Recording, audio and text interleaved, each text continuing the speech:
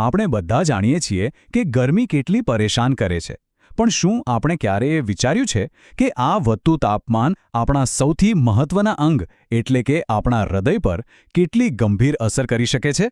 ચાલો આજે આ જ અદૃશ્ય જોખમ વિશે વાત કરીએ. 1. સ્ક્રીન પર દેખાતો આ આંકડો સામાન્ય નથી. અને હવે આ જુઓ, દર 6 મિનિટે આ બંનેને જોડીને જે વાસ્તવિકતા સામે આવે છે એ ખરેખર ચોંકાવનારી છે. ટાઈમ્સ ઓફ ઇન્ડિયાનો એક રિપોર્ટ જણાવે છે કે ગુજરાતના જ એક વિસ્તારમાં દર 6 મિનિટે એક કાર્ડિયાક ઇમરજન્સી કેસ નોંધાયો. અને આ કોઈ નાની વાત નથી, કારણ કે ગયા વર્ષ કરતાં આમાં 16% વધારો થયો છે. 16%! આ આંકડા ખરેખર એક મોટી ચેતવણી છે. હવે આપણા મનમાં સવાલ એ થાય કે આ બધું શું ફક્ત આપણી લાઇફસ્ટાઇલને કારણે થઈ રહ્યું છે કે પછી બહાર જે ગરમી વધી રહી છે એ પણ આ માટે એટલી જ જવાબદાર છે? ચાલો આ કડીને જોડીને આખી વાતને સમજીએ. તો સૌથી પહેલાં એ સમજીએ કે ગરમી અને હાર્ટ એટેક વચ્ચે આ જે સીધો સંબંધ છે એ કેવી રીતે કામ કરે છે. આ એક એવું છુપાયેલું જોખમ છે જેના વિશે જાણવું આપણા બધા માટે ખૂબ જ જરૂરી છે. આપણા શરીરની એક ખાસિયત છે, તે પોતાનું તાપમાન લગભગ 98.6 ડિગ્રી ફેરેનહાઇટ એટલે કે 37 ડિગ્રી સેલ્સિયસ પર જાળવી રાખે છે. આ આખી સિસ્ટમને થર્મોરેગ્યુલેશન કહેવાય છે. પણ પ્રોબ્લેમ ત્યારે થાય છે જ્યારે બહારનું તાપમાન એકદમ વધી જાય. ત્યારે આપણા શરીરની આ સિસ્ટમ પર જબરદસ્ત દબાણ આવે છે. તો આ દબાણ હેઠળ આપણું શરીર કેવી રીતે કામ કરે છે? ખાસ કરીને આપણા હૃદય પર, જે આપણા શરીરનું એન્જિન છે, એના પર ગરમીનો તણાવ કેવી રીતે આવે છે?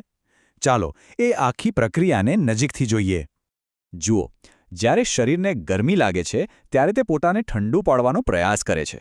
સૌથી પહેલાં આપણી ચામડીની નીચેની લોહીની નળીઓ પહોળી થાય છે, જેથી વધુ ગરમી બહાર ફેંકી શકાય. પણ આમ થવાથી બ્લડ પ્રેશર અચાનક ઘટી જાય છે. અને આ ઘટેલા પ્રેશરને પાછું નોર્મલ કરવા માટે કોને વધારે કામ કરવું પડે? આપણા હૃદયને. તેને વધુ ઝડપથી અને વધુ જોરથી લોહી પંપ કરવું પડે છે. માસ જનરલ બ્રિઘમનો ડેટા તો એવું કહે છે કે ગરમીના દિવસોમાં આપણું હૃદય સામાન્ય કરતાં 2 થી 4 ગણું વધુ લોહી પંપ કરી શકે છે. વિચારો, 2 થી 4 ગણું! આ તો એવું થયું કે જાણે આપણા હૃદયને કોઈ પણ આરામ વગર મેરેથોન દોડવા માટે મજબૂર કરવામાં આવે. ચાલો આ તફાવતની જરા સ્પષ્ટ રીતે સમજીએ. સામાન્ય સ્થિતિમાં બધું બરાબર ચાલે છે, પણ જેવી ગરમી વધે છે, આપણું લોહી જાડું થવા લાગે છે, હૃદયના ધબકારા એકદમ વધી જાય છે અને બ્લડ પ્રેશર પણ અસ્થિર થઈ જાય છે. આ બધી વસ્તુઓ ભેડી થઈને આપણા હૃદય પર એટલું બધું દબાણ લાવે છે કે જે ક્યારેક જોખમી બની શકે છે. તો પછી સવાલ એ થાય કે આ ગરમીનું જોખમ શું બધા માટે સરખું છે કે પછી અમુક લોકો માટે તે વધુ જોખમી છે? ચાલો એ લોકોની ઓળખ કરીએ જેમને સૌથી વધુ સાવચેત રહેવાની જરૂર છે. યુરોપિયન સોસાયટી ઓફ કાર્ડિયોલોજી સ્પષ્ટપણે કહે છે કે સૌથી વધુ જોખમ 65 વર્ષથી વધુ ઉંમરના વડીલોને અને એવા લોકોને છે જેમને પહેલેથી જ હૃદયની કોઈ તકલીફ છે. સાથે જ ડાયાબિટીસના દર્દીઓ પણ આ લિસ્ટમાં આવે છે.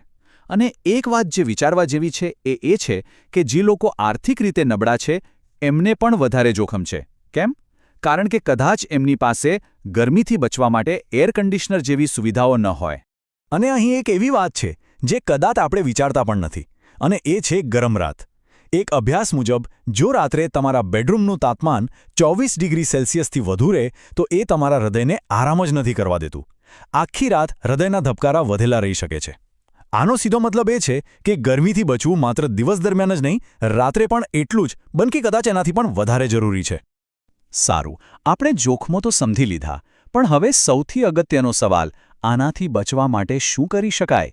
ચાલો હવે નિવારણ અને કટોકટીની સ્થિતિમાં શું કરવું એના પર વાત કરીએ. જે લોકો પહેલેથી જ હૃદય સંબંધિત દવાઓ લઈ રહ્યા છે એમના માટે આ માહિતી ખૂબ જ મહત્વની છે. ગરમી અમુક દવાઓની અસર પર સીધી અસર કરે છે, જેમ કે બીટા બ્લોકર્સ શરીરને ઠંડુ પાડવાની પ્રક્રિયાને ધીમી કરી શકે છે, અને ડાયુરેટિક્સ જેવી દવાઓ શરીરમાં પાણીની કમીનું જોખમ વધારી દે છે. એટલે જો ગરમી વધી રહી હોય તો એકવાર પોતાના ડૉક્ટર સાથે વાત કરી લેવી એ સૌથી સારો ઉપાય છે.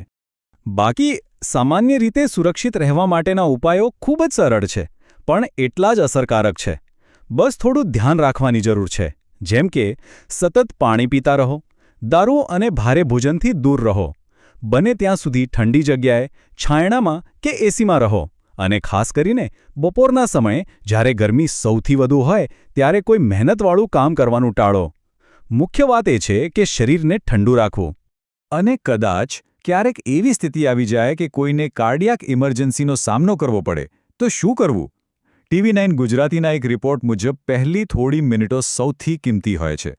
આ એવા પગલાં છે જે જો સમયસર લેવામાં આવે તો કોઈનો જીવ બચી શકે છે. એટલે આને બરાબર ધ્યાનથી જોઈ લો. અત્યાર સુધી આપણે જે વાત કરી એ તો આજની વાસ્તવિકતા છે. પણ ભવિષ્યમાં શું? શું આ સમસ્યા હજી વધુ ગંભીર બનવાની છે?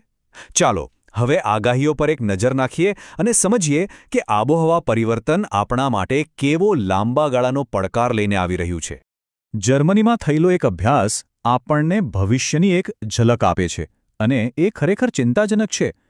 આ અભ્યાસ કહે છે કે જો તાપમાન માત્ર થોડા ડિગ્રી પણ વધશે તો હાર્ટ એટેકના કેસમાં જબરદસ્ત વધારો થઈ શકે છે. તમે જોઈ શકો છો, આ આંકડા કોઈ નાની મોટી વાત નથી કરી રહ્યા. આ એક બહુ મોટી અને ગંભીર ચેતવણી છે. તો આ આખી વાતનો સાર શું છે? સાર એ છે કે આપણી આસપાસની આબોહવા ઝડપથી બદલાઈ રહી છે. અને હવે સવાલ એ છે કે શું આપણે આ બદલાવનો સામનો કરવા અને આપણા હૃદયને બચાવવા માટે તૈયાર છીએ?